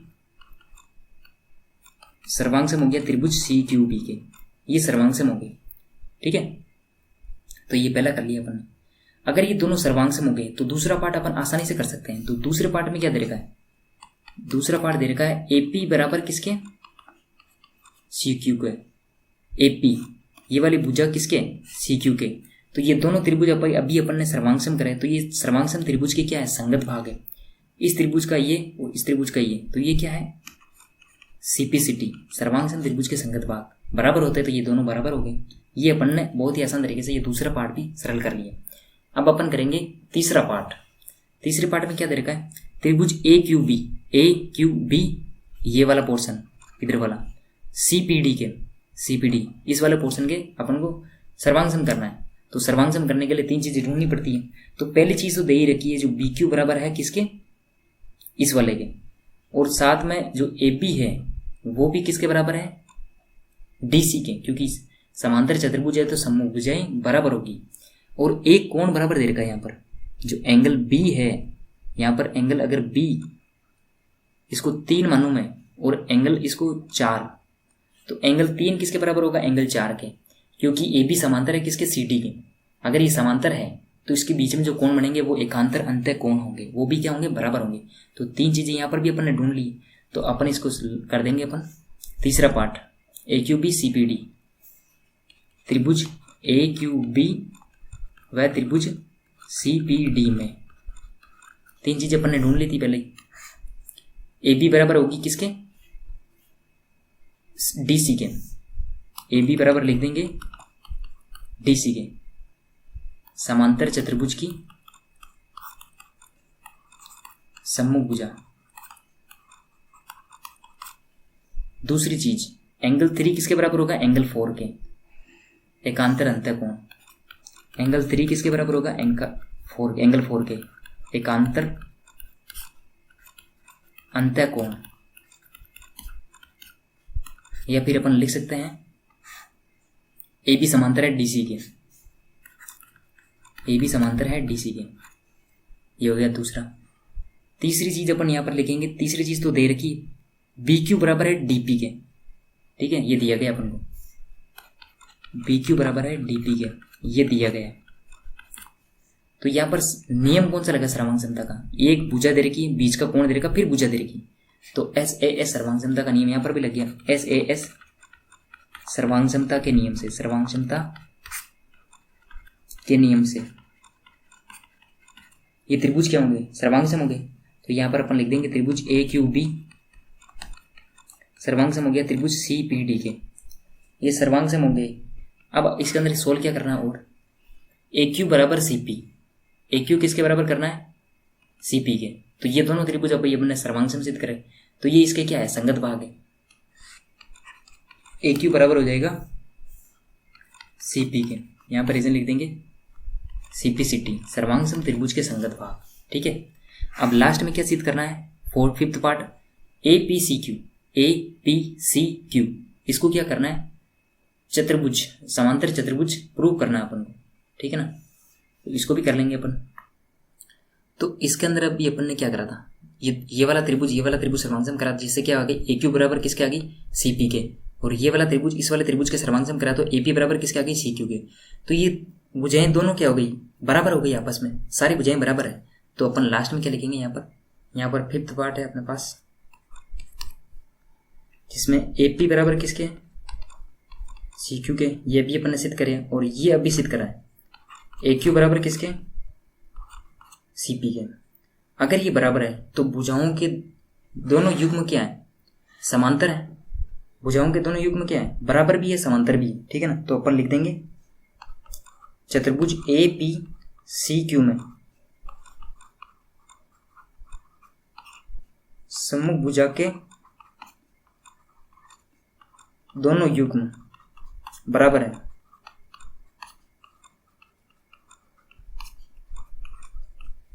सम्मुख भुजा के दोनों युग्म बराबर है, तो ये क्या है, अतः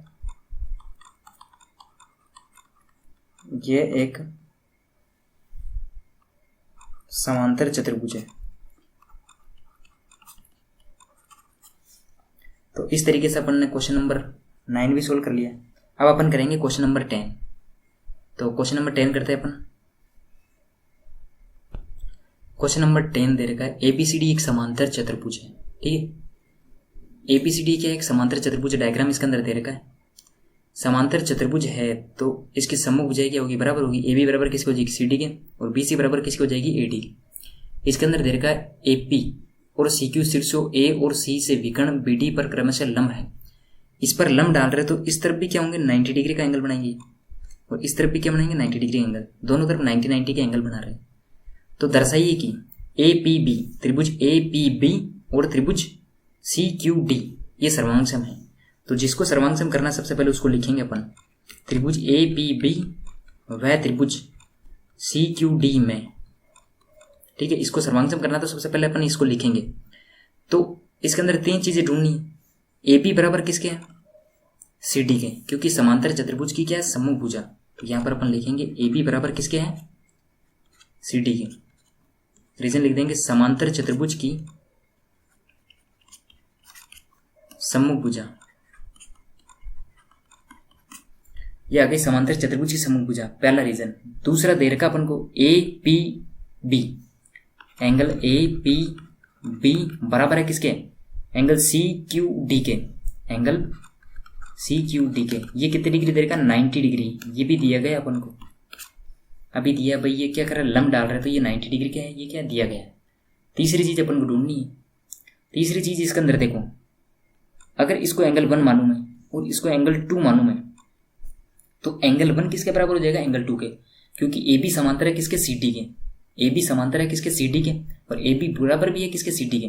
तो ये एंगल 1 बराबर किसके हो जाएगा, एंगल 2 के, क्योंकि ये एकांतर अंत्यकोण है। ये समांतर भुजाएं हैं, तो ये क्या है, इनके बीच में जो कोण बनता है वो एकांतर अंत्यकोण कहलाता है। यहाँ पर जेड की आकृति बन रही है ना, ठीक है ना।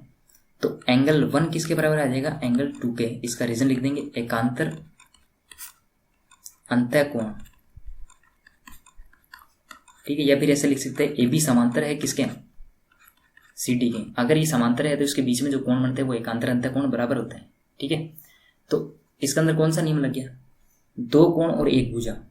ठीक है, तो यहाँ पर एक कोण ये रहा, दूसरा कोण ये रहा, और एक भुजा दे रखी, कोई सी भुजा। तो 2 कोण दे रखे और 1 भुजा दे रखी, ये वाली। तो ए एस सर्वांग समता के नियम से, सर्वांग समता के नियम से ये त्रिभुज क्या होंगे, सर्वांगसम होंगे। त्रिभुज ए पी बी सर्वांगसम हो गया त्रिभुज सी क्यू डी के। अगर ये सर्वांगसम हो गए तो सेकंड पार्ट भी आसानी से सोल्व कर सकते हैं अपने। सेकंड पार्ट ए पी बराबर सी क्यू, ए पी और सी क्यू क्या है, सर्वांगसम त्रिभुज के संगत भाग है। ये इन त्रिभुजों को सर्वांगसम कर दिया तो इसके संगत भाग भी क्या होंगे, बराबर होंगे। तो इसका मतलब ए पी बराबर किसके हो जाएगा, CQ के, रीजन लिख देंगे CPCT, सर्वांग सम त्रिभुज के संगत भाग, ठीक है। Corresponding part of congruent triangle, ये अपन ने 10वां क्वेश्चन सोल्व कर लिया। अब अपन करेंगे क्वेश्चन नंबर 11। क्वेश्चन नंबर 11 में दे रखा है त्रिभुज ABC और त्रिभुज DEF, ABC और DEF है ना। इसके अंदर दे रखा है AB बराबर DE, जो AB है वो किसके बराबर है, DE के। AB बराबर DE के, और AB समांतर भी है DE के, बराबर भी है और समांतर भी है, ठीक है ना। और BC बराबर है, BC ये वाली भुजा किस भुजा के बराबर है, EF के, और इसके समांतर भी है, ठीक है। शीर्षों ABC को क्रमशः D, E और F से जोड़ा जाता है। जो शीर्ष है इनको किससे जोड़ रहे हैं अपन, D, E, F से जोड़ दिया। दर्शाइए कि पहला क्या, चतुर्भुज ABED, ABED, इसके अंदर क्या डायग्राम बना हुआ है, आपको डायग्राम बनाने की जरूरत नहीं, ठीक है ना। तो चतुर्भुज ABED एक क्या है, समांतर चतुर्भुज है। तो समांतर चतुर्भुज घोषित करने के लिए अपन को कुछ चीजें ढूंढनी पड़ेगी। तो सबसे पहले अपन करते हैं पहला पार्ट, चतुर्भुज ABDE में, किसके अंदर, चतुर्भुज ABED में। ये क्वेश्चन लग रहा हार्ड है, लेकिन हार्ड है नहीं, क्योंकि इसके अंदर जो आपको सिद्ध करना है, सारे पार्ट आपको सिद्ध करना है, वो इस क्वेश्चन के अंदर ही दे रखे हैं। सबसे पहले यहाँ ऊपर देखो, यहाँ पर क्या दे रखा, AB बराबर DE, AB बराबर DE, और ये ABED को ही आपको क्या करना है, सर्वांग वो क्या करना है, चतुर्भुज घोषित करना है। तो ABED में AB बराबर है किसके, DE के, तो ये AB बराबर किसके दे रखा है, DE के। ये क्वेश्चन में दिया गया है, ये दिया गया है AB बराबर DE, और साथ में क्या दे रखा है, समांतर भी है। AB किसके समांतर है, DE के। अगर ये बराबर भी है और समांतर भी है तो ये ऑब्वियसली ये क्या होगा, समांतर चतुर्भुज होगा, क्योंकि इसके अंदर कंडीशन थी भाई भुजाओं का एक युग में क्या हो गया, बराबर हो गया और समांतर हो गया, तो वो समांतर चतुर्भुज कहलाएगा। तो अपन क्या लिख सकते हैं यहाँ पर, अतः ABED एक समांतर चतुर्भुज है। तो ये पहला पार्ट खत्म हो गया, समांतर चतुर्भुज है। अब सेकंड पार्ट देखो, इसका सेकंड पार्ट भी सेम है।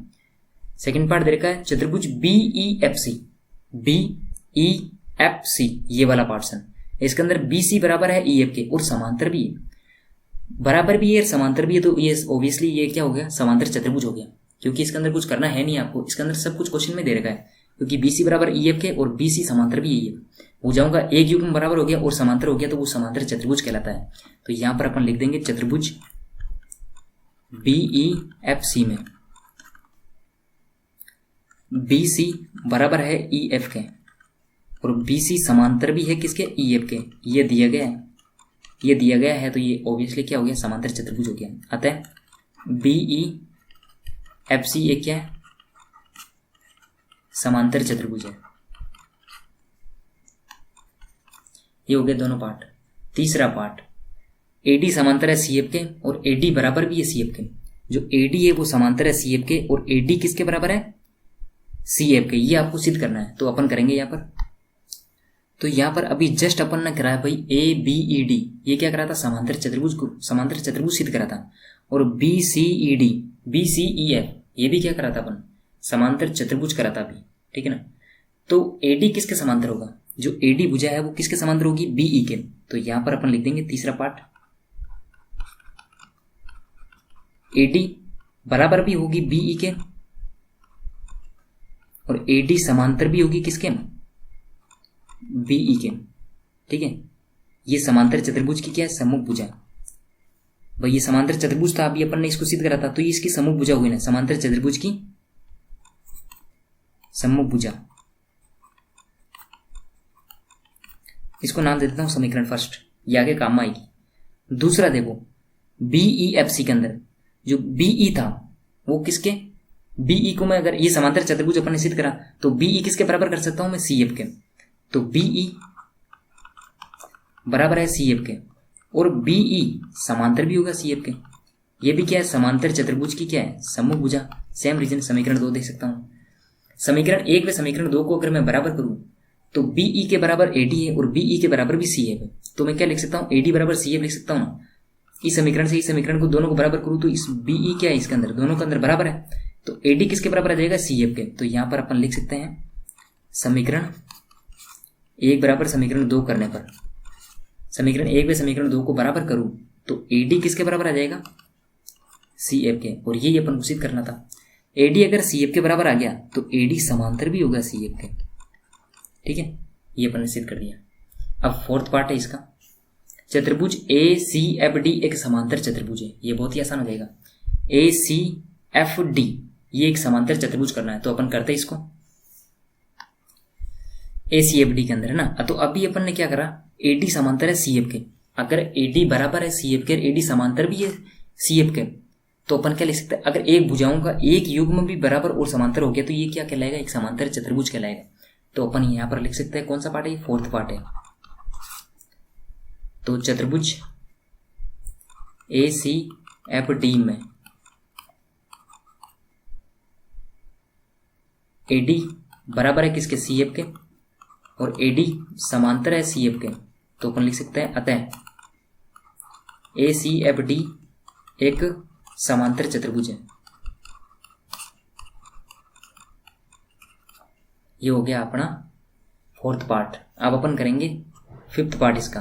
तो फिफ्थ पार्ट दे रखा है यहाँ पर AC बराबर DF। तो AC बराबर DF क्या है, ये समांतर चतुर्भुज की समूह भुजा ही तो है। अभी अपन ने करा था ACFD क्या समांतर चतुर्भुज है, समांतर चतुर्भुज की समूह भुजा हो जाएगी AC बराबर DF। तो यहाँ पर अपन लिख देंगे फिफ्थ पार्ट के अंदर AC बराबर DF, ये क्या है, समांतर चतुर्भुज ACFD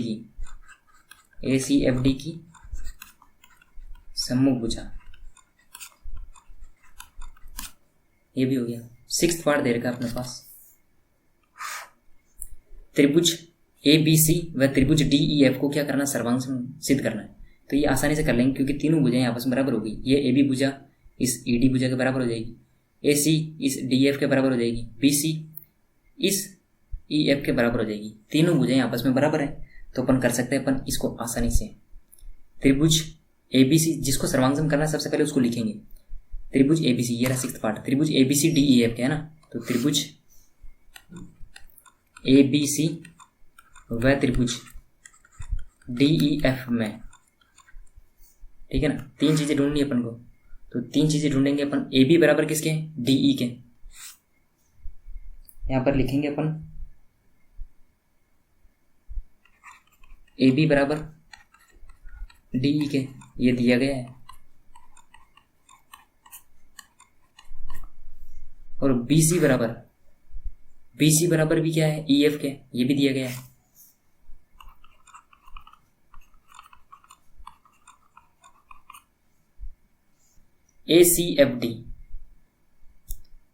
AC बराबर FD के, ये क्या करा था आपने, ये तो क्या दिया गया था, AB बराबर ED के, ये क्वेश्चन के अंदर ही दे रखा है, AB बराबर DE, BC बराबर EF के, ये तो दिया गया था। तीसरी चीज अपन को ढूंढनी, तो तीसरी चीज देखो यहाँ पर AC बराबर किसके हो जाएगा, DF के, क्योंकि ये अभी अपन ने ACFD क्या करा था, समांतर चतुर्भुज घोषित करा, तो ये क्या इसके समूह भुजाएं हैं। तो AC बराबर DF के लिख सकते हैं अपन, AC बराबर DF, इसका रीजन लिखेंगे ACFD की समूह भुजा। तो ये तीनों भुजाएं हैं, तो तीनों भुजाएं हैं तो ट्रिपल एस सर्वांग क्षमता के नियम से, सर्वांग क्षमता के नियम से ये त्रिभुज क्या हो जाएंगे, सर्वांगसम हो जाएंगे। तो यहाँ पर अपन लिख देंगे त्रिभुज ABC सर्वांगसम हो गया त्रिभुज DEF के। तो इस तरीके से अपन क्वेश्चन नंबर 11 हल कर लिया। अब अपन करेंगे क्वेश्चन नंबर 12। क्वेश्चन नंबर 12 दे रखा है ABCD एक समलंब चतुर्भुज है। ABCD एक क्या है, समलंब चतुर्भुज है, ठीक है ना, जिसमें AB समांतर है DC के, AB समांतर है DC के दे रखा है, ये वाली भुजा इस वाली भुजा के समांतर है। दर्शाइए कि एंगल A एंगल B के बराबर है, एंगल A एंगल B के बराबर है। तो अपन ये क्या दे रखा है, समलंब चतुर्भुज। तो समलंब चतुर्भुज के गुणधर्म तो अपन ने पढ़े नहीं, तो इसको सबसे पहले अपन क्या करेंगे, रचना करेंगे इसके अंदर और इसको समांतर चतुर्भुज बनाएंगे। तो डायग्राम तो इतना सा ही बना रखा था, ठीक है ना, अपन ने इसको E तक बढ़ा दिया और इसको समांतर कर दिया, इसी को AD के समांतर कर दिया। तो ये क्या बन गया, एक समांतर चतुर्भुज बन गया। समांतर चतुर्भुज बन गया तो इसके गुणधर्म सारे पता है अपन को, समांतर चतुर्भुज के गुणधर्म तो सारे पता है, तो इसको अपन आसानी से सोल्व कर सकते हैं। ये समलंब था, इसको समांतर चतुर्भुज बनाना पड़ेगा। तो अपन सबसे पहले क्या करेंगे, रचना। सबसे पहले दिया गया है वो आपको लिख लेना है भाई, AB समांतर है DC के और ये समलंब चतुर्भुज है, ये सारे कुछ आपको लिख लेना है। तो मैं यहाँ पर डायरेक्ट लिखूंगा, यहाँ पर अपन लिखेंगे AB को, रचना ए बी को ई तक बढ़ाया,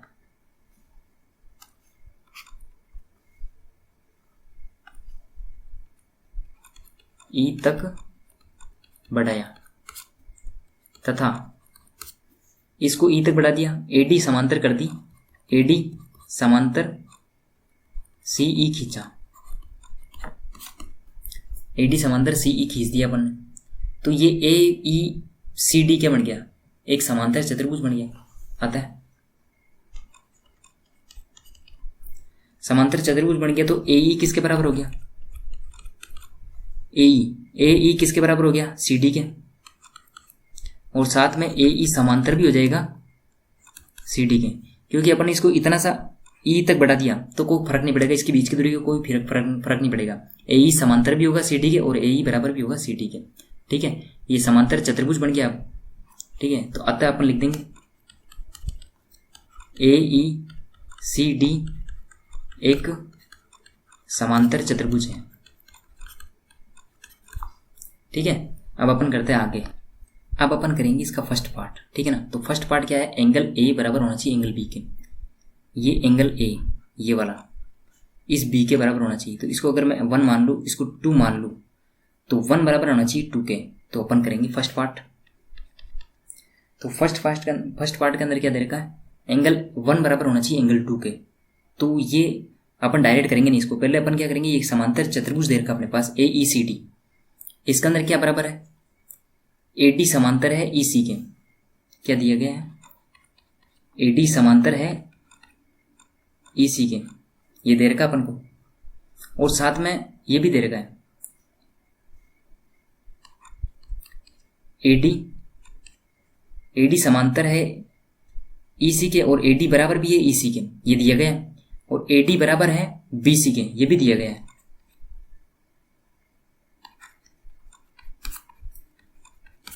ये दिया गया है, और ये एक समांतर चतुर्भुज हो गया अपने पास ए ई सी डी। तो ये क्या है, ए डी बराबर ई सी क्या है, सम्मुख भुजा इसकी, समांतर चतुर्भुज की क्या है, सम्मुख भुजा। अपन ये रीजन लिख सकते हैं सम्मुख भुजा। इसको समीकरण 1 दूं और इसको समीकरण 2 दूं, तो समीकरण 1 व 2 से क्या निकला, ए डी बराबर ई सी के, ए डी भुजा इस ई सी के बराबर है, और ए डी भुजा किसके, इस बी सी भुजा के बराबर है, इस वाली भुजा के। तो ये वाली भुजा इस वाली भुजा के बराबर हो जाएगी, क्योंकि ए डी बराबर, तो समीकरण 1 व समीकरण 2 से, समीकरण 1 व समीकरण 2 से अपन क्या लिख सकते हैं, ए डी ई सी के बराबर है और ए डी बी सी के बराबर है, तो अपन लिख सकते हैं ई सी बराबर किसके हो जाएगा, बी सी के। ई सी किसके बराबर हो जाएगी, इस बी सी के। समीकरण 1 व समीकरण 2 से ये निकल गया अपने पास। ठीक है, ई सी बराबर बी सी आ गई, ई सी बराबर किसके आ गई, बी सी। अगर ये दोनों भुजाएं बराबर है तो इसके जो सम्मुख कोण है वो भी क्या होंगे, बराबर। ये कोण देख, ई सी के सामने वाला ये कोण और इस बी सी के सामने का ये कोण। अगर इस कोणों को नाम दे दूं मैं, इसको 3 दे दूं नाम और इसको 4 दे दूं, तो एंगल 3 व एंगल 4 भी क्या होंगे, बराबर होंगे। तो यहां पर अपन लिख सकते हैं आगे, ई सी के सामने का कोण, इसी के सामने का कोण एंगल 3 बराबर एंगल 4 लिख सकते हैं। रीजन लिखेंगे, सम्मुख भुजा के सम्मुख कोण, सम्मुख भुजा के सम्मुख कोण क्या होते हैं, बराबर होते हैं। ये अपन ने 7वें चैप्टर के अंदर पढ़ा था।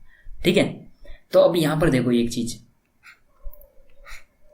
यहां पर 3 व 4 बराबर आ गए, यहां पर 2 व 3 क्या बना रहे, रैखिक युग्म बना रहे, तो रैखिक युग्म इस तरीके से बन रही है 2 व 3।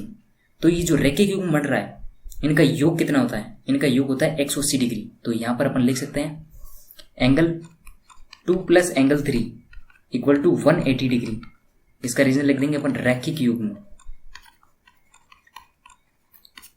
रैखिक युग्म। इसको समीकरण दे देते हैं अपन फर्स्ट।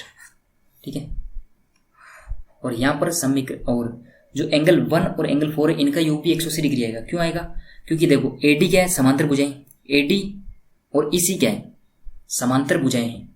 तो समांतर भुजाएं हैं तो इसके जो कोण बन रहे हैं, जो ये बी समांतर भुजाएं हैं, तो ये ए ई क्या है, तिर्य रेखा है, समांतर भुजाएं, और ये ए ई तिर्य रेखा है। तो तिर्य रेखा के एक ही ओर बने कोण का योग कितना होता है, 180 डिग्री होता है। तो एंगल 1 और एंगल 4 का मान कितना होगा, 180 डिग्री। यहाँ पर लिख देंगे अपन angle 1 plus angle 4 equal to 180 degree. Reason लिख देंगे, तिर्यक रेखा के एक ही और बने कोण तिर्य रेखा के एक ही ओर बने कोण का योग कितना होता है 180 डिग्री। और साथ में ये क्या है, समांतर भी है। एडी समांतर है किसके, ईसी के। एडी समांतर है ईसी के, ये दे रखा है एडी समांतर है ईसी के, तो इसलिए ये तिर्य रेखा हो गई। एंगल 1 और एंगल 4 क्या हो गए 180 डिग्री दोनों का योग। इसको दे देते समीकरण 2। तो इसके अंदर एक पक्ष तो बराबर है, 180 और 180 बराबर क्या, समीकरण 1 व समीकरण 2 से क्या निकला, समीकरण 1 व समीकरण 2 से। अगर इनको बराबर करूँ तो ये पक्ष तो बराबर हो जाएंगे, ठीक है ना। तो angle 2 plus angle 3, angle 2 plus angle 3 किसके बराबर हो जाएगा, एंगल 1 प्लस एंगल 4 के। यहाँ पर देखो एंगल 3 और एंगल 4 क्या है, बराबर है। एंगल 3 और एंगल 4 क्या है, बराबर है। तो मैं एंगल 3 की जगह क्या रख सकता हूँ, यहाँ पर एंगल 3 की जगह एंगल 4 लिख सकता हूँ, क्योंकि यहाँ पर एंगल 3 व एंगल 4 बराबर थे। तो एंगल 2 प्लस एंगल 3 की जगह क्या लिख सकता हूँ, angle 4 equal to angle 1 plus angle 4। तो एंगल 4 से एंगल 4 कट गया, तो क्या आ गया, एंगल 2 बराबर एंगल 1। तो यही तो सिद्ध करना था अपन को, ठीक है। तो एंगल 2 की जगह कौन है, एंगल बी, और एंगल 1 की जगह कौन है, एंगल ए। तो एंगल ए बराबर क्या आ गया, एंगल बी, या फिर यहाँ पर एंगल बी बराबर एंगल ए। तो ये अपन को सिद्ध करना था पहला पार्ट, ये अपन ने कर दिया, ठीक है। एंगल ए बराबर एंगल बी। अब सेकंड पार्ट है एंगल सी बराबर एंगल डी। एंगल सी, इसको मैं नाम दे देता हूँ 5, और एंगल डी ये बराबर करने अपन को। तो ये बराबर कैसे करेंगे अपन, तो यहाँ पर देखो ये क्या, ये तो बहुत ही आसान है। अगर एक आपने कर लिया तो ये आपके लिए बहुत आसान हो जाएगा। यहाँ पर देखो ए ई और सी डी क्या है, समांतर रेखाएं। समांतर रेखाएं तो समांतर रेखाएं हैं, तो ये और ए डी क्या हो गई, तिर्य रेखा हो गई, और बी सी भी क्या हो गई, तिर्य रेखा हो गई। तो तिर्य रेखा के एक ही ओर बने कोण का योग कितना होता है, एंगल 1 और एंगल 6 का मान कितना होगा 180 डिग्री। एंगल 2 और एंगल 5 का मान कितना होगा 180 डिग्री होगा। तो अपन लिख लेंगे यहाँ पर second part, angle 1 plus angle 6 equal to 180 degree.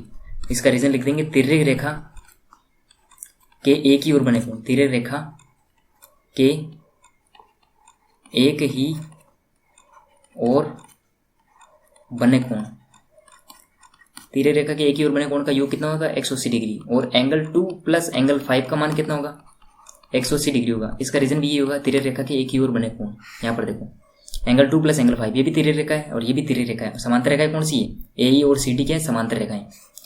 तो ये हो गया, इसको नाम दे देते समीकरण 1 और इसको नाम दे देते समीकरण 2, है ना, नहीं समीकरण 3 और समीकरण 4 दे देते इसको। तो समीकरण 3 व 4 से ये पक्ष तो बराबर हो गया 180 वाला, तो एंगल 1 प्लस एंगल 6 लिख सकते हैं, इसको बराबर होगा किसके, एंगल 2 प्लस एंगल 5 के। तो इससे क्या निकला, एंगल 1 प्लस एंगल 6 और एंगल 2 प्लस एंगल 5। अभी अपन ने करा एंगल 1 और एंगल 2 क्या आपस में बराबर है, अभी जस्ट कराइए थोड़ी देर पहले। एंगल 2 और एंगल 1 क्या है, बराबर है। तो मैं इस एंगल 1 की जगह भी एंगल 2 लिख सकता हूँ। Angle 6 equal to angle 2 plus angle 5। तो एंगल 2 से 2 कैंसिल हो गया, तो एंगल 6 बराबर क्या आ गया, एंगल 5 के। ये अपन को सिद्ध करना था। एंगल 6 की जगह क्या दे रखा है, एंगल 6 की जगह दे रखा है एंगल डी, और एंगल 5 की जगह दे रखा है एंगल सी। तो यहाँ पर अपन लास्ट में लिख देंगे एंगल डी बराबर एंगल सी, और ये तो सिद्ध करना था, अपन ने कर दिया। अब थर्ड पार्ट है इसका, त्रिभुज ए बी सी सर्वांग करना है त्रिभुज ए बी डी के। त्रिभुज ए बी सी, ए बी सी, यहाँ पर अपन को क्या करनी पड़ेगी, लाइन खींचनी पड़ेगी। तो लाइन खींचनी पड़ेगी, इस डायग्राम को थोड़ा सरफ करेंगे। तो इन दोनों त्रिभुजों को क्या करना है, सर्वांग करना है। तो सर्वांग करना है, तो इन दोनों त्रिभुजों को लिख लेंगे अपन, त्रिभुज ए बी सी व B A D, A B C B A D. तो लिख लेंगे अपन इसको, त्रिभुज ए बी सी व त्रिभुज बी ए डी में 3 चीजें ढूंढनी अपन को, 3 अवयव ढूंढेंगे इसके अंदर। तो पहली चीज देखो यहाँ पर एंगल 1 ए बी सी के अंदर, ए बी सी और बी ए डी। तो ये त्रिभुज को हाईलाइट कर लेते हैं अपन, कौन से त्रिभुज लेना है अपन को, तो ये वाला त्रिभुज और ये वाला त्रिभुज, ये वाले दोनों त्रिभुज लेने अपन को। तो इन दोनों त्रिभुजों के अंदर देखो एंगल 1 और एंगल 2 तो अपन ने अभी बराबर करा है, ठीक है ना। तो एंगल 1 बराबर अपन लिख लेंगे एंगल 2, ये सिद्ध किया अपन ने अभी ऊपर सिद्ध करा था। एंगल 1 और एंगल 2 बराबर थे, एंगल ए बराबर एंगल बी कर लिया था अपन, ठीक है। साथ में एडी भुजा इस बीसी भुजा के बराबर होगी, या बीसी भुजा इस एडी भुजा के बराबर होगी, ये दिया गया प्रश्न के अंदर। ये प्रश्न के अंदर दे रखा है एडी भुजा इस बीसी भुजा के बराबर होगी। तो यहाँ पर अपन लिख लेंगे पहले त्रिभुज कौन सा है, एबीसी वाला। तो बीसी भुजा AD भुजा के बराबर होगी, ये दिया गया है। साथ में AP क्या है, दोनों के अंदर कॉमन है, उभयनिष्ठ है, तो अपन लिख लेंगे AB बराबर AB, ये क्या है, उभयनिष्ठ। तो यहाँ पर नियम कौन सा लगा, देखो यहाँ पर नियम, एक कोण आ गया, एक भुजा आ गई और फिर भुजा आ गई, तो SAS सर्वांग समता के नियम से, SAS सर्वांग समता के नियम से ये त्रिभुज क्या होंगे, सर्वांग सम होंगे के नियम से त्रिभुज सर्वांग सम हो गए। त्रिभुज ABC सर्वांग सम हो गया त्रिभुज BAD के। अगर ये त्रिभुज सर्वांग सम हो गए तो इसके संगत भाग भी बराबर हो जाएंगे। तो संगत भाग देखो यहाँ पर कौन सा पार्ट दे रखा है, चौथा पार्ट दे रखा है, AC विकर्ण BD विकर्ण के बराबर होना चाहिए, AC वाला विकर्ण BD विकर्ण के बराबर होना चाहिए। तो ये इसके क्या संगत भाग ही तो है, AC और BD। तो यहाँ पर अपन लिख सकते हैं AC बराबर क्या आएगा, BD, ये हो गया फोर्थ पार्ट, ठीक है, AC बराबर BD। यहाँ पर लिख देंगे अपन सर्वांग सम त्रिभुज के संगत भाग। तो इस तरीके से अपन ने चैप्टर नंबर 8 कंप्लीट कर लिया। वीडियो अच्छी लगे तो लाइक करना और शेयर करना अपने दोस्तों के साथ। धन्यवाद।